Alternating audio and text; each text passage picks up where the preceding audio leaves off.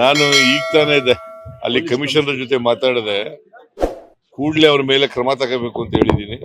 ಅವ್ರು ಯಾರು ಅಂತ ಪತ್ತೆ ಹಚ್ಚಬೇಕು ಅಂತ ಹೇಳಿದ್ದೀನಿ ಕಮಿಷನರಿಗೆ.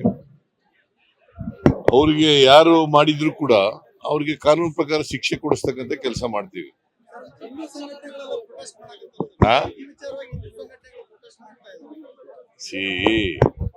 ನನಗ್ ಗೊತ್ತಿಲ್ಲ ಯಾರು ಮಾಡಿದ್ದಾರೆ ಅಂತ.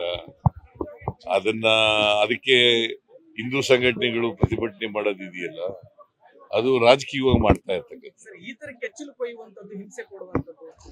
ಹಿಂಸೆ ಕೊಡಬಾರ್ದ್ರಿ. ನಿಜ ಯಾರು ಮಾಡಿದ್ದಾರೆ ಅಂತ ಗೊತ್ತಿಲ್ವಲ್ಲಪ್ಪ. ಸುಮ್ನೆ ನೀವು ಕೆಚ್ಚಲು ಕುಯ್ಬಾರ್ದು ಅಂತಂದ್ರೆ, ಕೆಚ್ಚಲು ಕುಯ್ಬಾರ್ದು ಅನ್ನೋದು ತಪ್ಪು.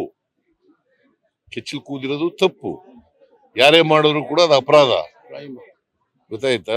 ಅಪರಾಧ ಮಾಡಿದವರು ಯಾರು ಅಂತ ಪತ್ತೆ ಹಚ್ಚಿ ಅವ್ರಿಗೆ ಶಿಕ್ಷೆ ಕೊಡಿಸ್ತಕ್ಕಂಥ ಕೆಲಸವನ್ನ ಮಾಡ್ತೇವೆ.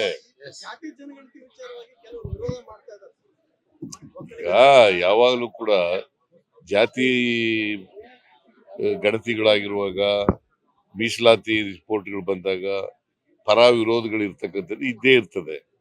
ನಾವು ಅದನ್ನ ಕಳೆದ ವರ್ಷ ರಿಸೀವ್ ಮಾಡ್ಕೊಂಡಿದೀವಿ. ವರದಿ ಕ್ಯಾಬಿನೆಟ್ ಮುಂದೆ ಮಂಡಿಸ್ಬೇಕಲ್ಲ, ಅದಕ್ಕೆ 160 ಕೋಟಿ ರೂಪಾಯಿಗಳು ಖರ್ಚು ಮಾಡಿದೀವಿ. ಅದಕ್ಕೆ ನೋಡೋಣ, ಕ್ಯಾಬಿನೆಟ್ ನಲ್ಲಿ ಚರ್ಚೆ ಆಗ್ಲಿ, ಕ್ಯಾಬಿನೆಟ್ ನಲ್ಲಿ ಏನ್ ತೀರ್ಮಾನ ಆಗುತ್ತೆ ನೋಡೋಣ.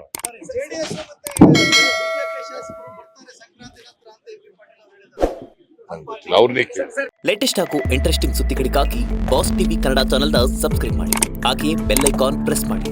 ಇದರ ಜೊತೆಗೆ ಫೇಸ್ಬುಕ್, ಇನ್ಸ್ಟಾಗ್ರಾಮ್, ಎಕ್ಸ್ ನಲ್ಲೂ ಮಿಸ್ ಮಾಡದೆ ಫಾಲೋ ಮಾಡಿ.